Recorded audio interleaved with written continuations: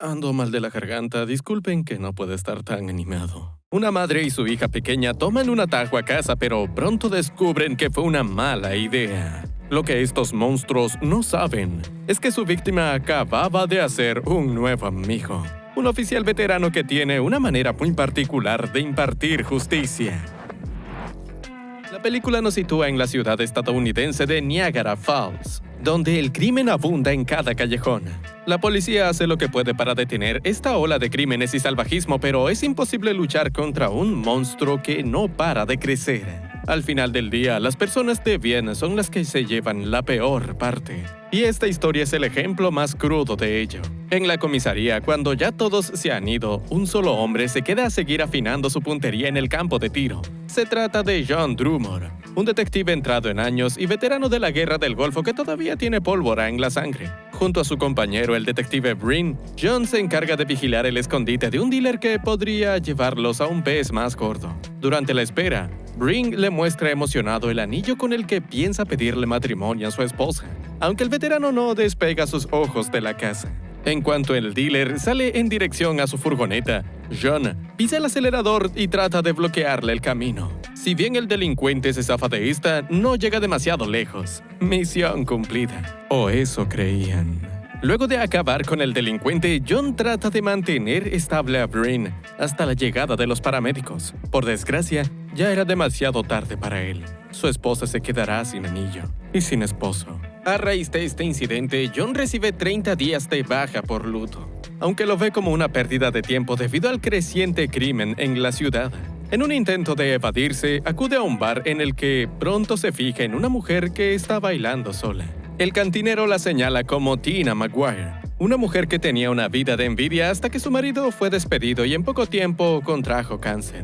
Tras su muerte, Tina tuvo que lidiar por su cuenta con la crianza de su hija. Han pasado 6 años desde aquello y dentro de lo malo, han sabido arreglárselas. Cuando Tina se acerca a la barra, se presenta enseguida John y no hace falta que él diga su nombre. Su impecable reputación en la policía le precede. John se limita a escucharla y es que ella no para de hablar. No parece que lleve una vida tan difícil, pero de eso se trata, ¿no? De dar tu mejor cara sin importar las circunstancias. De ser por el detective, sin dudas, la escucharía toda la noche, aunque ella tiene que pasar por su hija. En su despedida, él le revela que es viudo, a lo que ella contesta que podrían llegar a entenderse. John se queda con ganas de verla de nuevo, aunque no serán en las condiciones que esperaba. Más adelante vemos a Tina celebrando el 4 de julio en casa de su novio Casey. Estaba haciendo una velada maravillosa hasta que la mujer pilla a su hija Betty en el techo. La niña se baja molesta acusando a su madre de avergonzarla frente a sus amigos. Claro, no sería la primera vez que sucede y tampoco será la última. Así es la dinámica entre ellas, y siempre terminan pidiéndose disculpas. Con ese propósito, Tina se dispone a volver a casa a pie, rechazando quedarse con Casey e incluso que él le diera un aventón. Este es un momento exclusivo madre e hija. En eso, Tina le comenta que su padre solía pasearla por estos lares, aunque Betty enfurece de solo escuchar una mención de su padre. No es que no lo haya querido, es que no puede recordarlo. Por más que trata, su rostro siempre se desvanece entre sus recuerdos. Ante su frustración, su madre le pide que no se eche la culpa y es que es normal que no pueda recordarlo. Era muy pequeña cuando lo perdió. Por esa razón, Tina se propone a entretenerla tal como lo hacía su padre. Esto incluye volver a casa mediante un atajo por el bosque.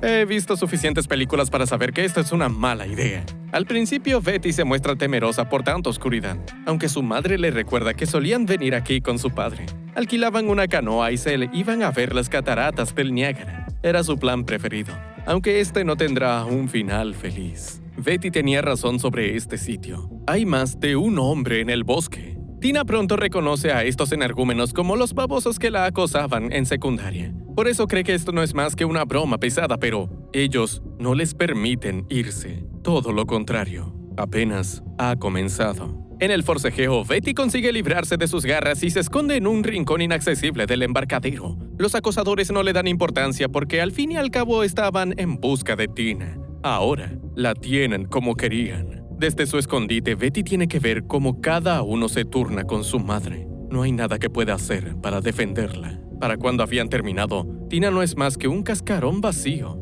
que ni siquiera reacciona al llanto de su hija. Hay destinos peores que la muerte. Al poco tiempo, el detective John se dirige al bosque por una llamada de auxilio. En medio de la carretera, divisa a una niña asustada en busca de ayuda. Es Betty. Ya en el embarcadero, John contempla horrorizado lo que le han hecho a Tina. La mujer sonriente y carismática que conoció en el bar ahora yace en el suelo, completamente inerte pese a que su corazón sigue latiendo. El detective mantiene la compostura por el bien de Betty, prometiéndole que le dará justicia a su madre. Tengan por seguro que así será. ¿Y de qué forma? En el hospital, Betty recibe la visita de su abuela Agnes, la cual será su principal apoyo durante la recuperación de su madre, si es que sea posible su recuperación. Más allá del shock de la niña, John le recuerda que es la única testigo del crimen y necesitan su declaración para hallar a los responsables. Efectivamente, Betty habló. En un veloz operativo organizado por John, la policía detiene a varios sospechosos del atroz crimen. Al momento de identificarlos, Betty señala a 4 hombres: Fritz, Jimmy y los hermanos Fick, Marvin y Lloyd. Ellos abusaron de su madre. Hablando de ella, todavía no despierta de su letargo en el hospital. Casey va a visitarla con flores, pero Agnes no quiere ni verlo. Él no estuvo ahí para proteger a su hija. John, por su parte, también tiene la intención de visitarla, solo que en el camino se topa con Betty llorando agazapada para que no la vean. El detective se sienta a su lado y con mucha paciencia la hace entender a la pequeña que, con él, puede estar segura. Cambiando de escenario, los padres de los hermanos Frick, Walt e Irma, se encuentran preocupados por sus pobres angelitos que pronto vestirán de naranja.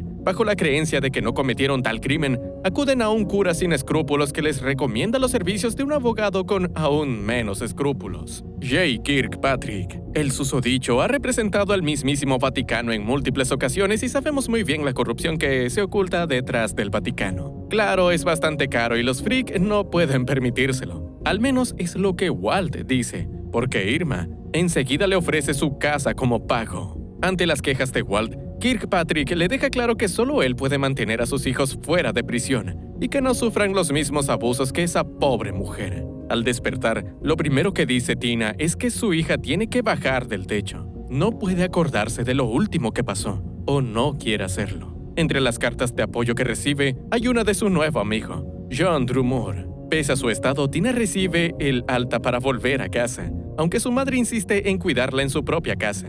Por esto, la mujer termina recluida en la misma habitación en la que creció. Parece que se detuvo el tiempo. En cuanto a Betty, ella intenta mantenerse fuerte por su madre, mas se derrumba al ver una terrible noticia. Los responsables del crimen han salido bajo fianza. Una pesadilla o una premonición. Esos monstruos lo volverán a hacer. Al menos que alguien los detenga. Así como sufre su madre, Betty también tiene que lidiar con lo suyo. Ni siquiera puede salir a la calle a comprar algo, pues es acosada por Leila, la menor de los Frick, que la acusa de inventar calumnias sobre sus hermanos. Eventualmente, Tina empieza a prepararse con su abogada, Dixon, para asistir al juicio de los abusadores. Lo que más temía era verles las caras de nuevo, y ahora tendrá que hacerlo a voluntad. La llegada de Tina no deja indiferente a nadie. Irma enseguida la acusa de ser una mujerzuela mentirosa, mientras que Jimmy canta su nombre por lo bajo. Cuando el juez restablece el orden y da inicio a la sesión, se percata de que falta un abogado. Kirkpatrick aparece a los minutos pidiendo disculpas por su tardanza y alegando que tenía un asunto federal. Sin darle importancia a su tardanza, el juez prosigue con el caso en lo que Dixon relata los hechos tal como sucedieron. El detective John presta declaración sobre ello, aunque Kirkpatrick se las arregla para tergiversar sus palabras y el juez tampoco ayuda demasiado. Al momento de dar su declaración, Tina no puede siquiera articular palabra, teniendo a esos monstruos frente a sus ojos. Había practicado mucho, pero, claro, ¿quién te prepara para esto? Aprovechando el silencio de la víctima, Kirkpatrick comienza a hacer de las suyas. Según él, sus clientes sí tuvieron relaciones con Tina en el embarcadero, aunque fue algo completamente consensuado. Tras la fiesta del 4 de julio, ella estaba pasada de copas y en el camino a casa se topó con los presuntos abusadores a los que les ofreció su cuerpo a cambio de dinero. Cuando habían terminado, la mujer de repente decidió subir el precio y, como ellos se negaron, ella se lanzó a atacarlos. Es decir, ellos tuvieron que actuar en defensa propia, y tampoco sabían que había una niña presente. Esa es la historia que sostiene Kirkpatrick. Una completa mentira, por supuesto. Pero en un juicio, el cómo cuentas tu historia tiene demasiado peso. Kirkpatrick es un experto en ello. Llena de indignación, Tina pierde los cabales y le pregunta a gritos al juez cómo es posible que le haga esto. Mientras la retiran del lugar, Betty mira extrañada al detective John. ¿Es esta la justicia que le había prometido? Pero antes de conocer su manera de justicia, tenemos que volver con Tina, quien definitivamente no la está pasando bien. Ha perdido toda esperanza de recuperarse, hasta el punto que fantasea con la idea de tomarse unas cuantas pastillas de más. Por fortuna, no es capaz de hacerlo. En su lugar, la mujer escapa de casa y se dirige a ahogar sus penas en alcohol, mas termina rompiendo el vaso. En eso, un hombre trata de ayudarla, mas solo consigue aumentar su paranoia. Con su cabeza hecha pedazos, Tina se dispone a hacerlo oficial, lanzándose a las cataratas, siempre en el momento adecuado. El detective, si bien comprende su crisis, le recuerda que tiene una hija esperándole en casa. Ella no merece pasar por más dolor. Tina en respuesta le deja claro que él jamás podría comprender lo que le está pasando. Ellos ya la han matado. Simplemente no le han dado el golpe de gracia. Pese a esto, John la convence de regresar a casa por el bien de su hija. Hablando de ella, justo ahora se encuentra buscando a su gato que parece haberse esfumado. La pequeña se distrae con la llegada de su madre y John, quien le entrega su tarjeta de contacto por si la necesitan. Poco después, Betty escucha un auto merodeando por la casa. Al asomarse por la puerta, encuentra a su querido gato colgado del techo. Desde su auto, Jimmy observa complacido su nueva obra. Y no será la última. Luego de llamar a John, una asustada Betty encierra a su gato en el jardín con tal de no preocupar a su abuela más de lo que está. Caída la noche, vemos a Casey relajándose en un bar, o al menos lo intenta porque un hombre está haciendo todo un escándalo para que le acepten una apuesta por la pelea televisada. Ese hombre es Jimmy. Casey decide seguirle el juego y para su fortuna le acaba ganando la apuesta. Incapaz de aceptar la derrota, Jimmy le sugiere que se gaste rápido el dinero, antes que le haga lo mismo que le hizo a Tina. Esto enciende por completo a Casey, aunque el barman echa a Jimmy antes de que explotara una pelea. Tampoco significa que saldrá ileso. Cuando se dirige a su auto, Casey es emboscado por Jimmy, quien estampa su rostro contra la ventanilla. John no tarda en aparecer, por lo que Jimmy se prepara para otra aburrida noche en el calabozo. Esta vez, se quedará por siempre ahí abajo. En la posterior investigación, el detective afirma que le disparó a Jimmy en defensa propia y que no pudo reconocerlo. Es que estaba oscuro. Su enfrentamiento con Jimmy no fue más que una mera coincidencia que no tuvo nada que ver con el caso de Tina. O como él mismo lo dice, fue el destino exigiendo que cumpliera su juramento como oficial de la ley. A falta de mayores pruebas, John sale de este impune, aunque más vale que cubra sus huellas la próxima vez. Porque ¿habrá una próxima vez? Por otro lado, la abogada de Tina, Dixon, continúa insistiendo en el caso. Por ende, Kirkpatrick le propone un trato: reducir los cargos de los acusados con la garantía de que cada uno pasará 3 años en prisión. Ustedes pensarán que es imposible, pero estas cosas pasan de verdad en la vida real. Claramente, esto parece poca cosa a Dixon, mas Kirkpatrick le advierte que el próximo juicio es dentro de poco y si Tina no está lista, su caso pasará rápidamente al olvido. En una ciudad turística como Niagara Falls, las malas noticias no son bien recibidas. El detective John lo sabe de sobra y es que está preparando su siguiente trabajito, uno que llevará a cabo en las cataratas del Niágara. Por otro lado, los hermanos Marvin y Lloyd son contactados por un presunto investigador enviado por Kirkpatrick, que tiene pruebas incriminatorias contra Tina. El susodicho los cita en las cataratas del Niágara, donde ellos se dan cuenta de que, en términos de investigador, no hay investigador. Lo que hay es un justiciero sediento de venganza. La repentina desaparición de los hermanos Fick sacude la ciudad de Niagara Falls y especialmente a sus familiares, pues refuerza la teoría de que eran culpables de verdad. Mientras que Walt empaca las cosas de la familia porque, sorpresa, perdieron la casa, Irman y Leila le dicen a la prensa que Tina fue la culpable de la desaparición de sus hijos. Pues bien, la supuesta culpable ni siquiera sabía lo que les había pasado. Es su hija la que le termina contando. La noticia ciertamente le sube el ánimo, pero aún queda uno de sus abusadores ahí afuera. Fritz le exige a Betty que no diga nada sobre él en el juicio, o de lo contrario, irá por su madre otra vez. La pequeña vuelve a casa asustada, incapaz de contarle a su madre lo que pasó. A su vez, Fritz recibe una llamada de una antigua compañera de clases que dice tener información importante que podría ayudarlo en el juicio. Solo tiene que venir al motel donde se hospeda. Y no creo que caiga en el mismo truco donde cayeron sus colegas. Lo sobreestimé. A punta de pistola, el detective lo obliga a firmar su propia carta de despedida. Fritz, pecando de ingenuo, le pregunta por qué tendría que hacer eso.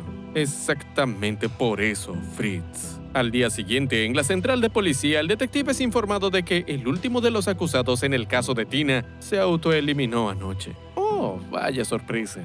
Al final, el caso sí quedó desestimado tal como predijo Kirkpatrick, solo que no de la forma que él esperaba. Por obra del destino, John se termina topando con él antes de que se fuera de la ciudad. Ante el desprecio del detective, el abogado le recuerda que la constitución del país defiende a todos sus ciudadanos, tanto a los que han cometido terribles delitos como a los que toman justicia por mano propia. Tras este desagradable encuentro, John recibe la visita sorpresa de Tina y su hija, quienes le agradecen por todo lo que hizo por ellas. En respuesta, el hombre afirma que Betty fue la verdadera heroína. Hablando de ella, John le invita a conocer la central, aunque ella le comenta que no solo vinieron a agradecerle, sino a despedirse. Van a comenzar de nuevo en California. Dicho esto, el detective regresa a su labor no sin antes echarle un último vistazo a Tina y Betty. Es por personas como ellas que hace lo que hace fuera de la ley, porque esa es la verdadera justicia. Y claro, también es un poco de venganza. Si eres un fanático de esta clase de películas, te invitamos a ver esta otra con Nicolas Cage, donde la venganza es mucho más cruda.